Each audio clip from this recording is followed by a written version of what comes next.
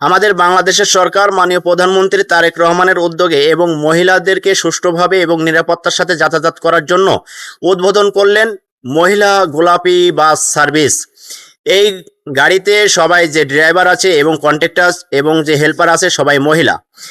তবে এত সুন্দর উদ্যোগ আমার খুবই ভালো লাগছে। তবে মাননীয় প্রধানমন্ত্রীর কাছে আমার একটা অনুরোধ থাকবে, এই গাড়িতে অবশ্যই ইমার্জেন্সি কিছু সিস্টেম চালু করতে হবে, কারণ রাস্তাঘাটে বাংলাদেশের যে অবস্থা পারে, তাই অবশ্যই ইমার্জেন্সি সিস্টেমটা চালু থাকলে অবশ্যই পুলিশের সাহায্য নিতে পারবে এবং যে কোনো সময় যে কোনো রাস্তাঘাটে মানুষের সহযোগিতা নিতে পারবে।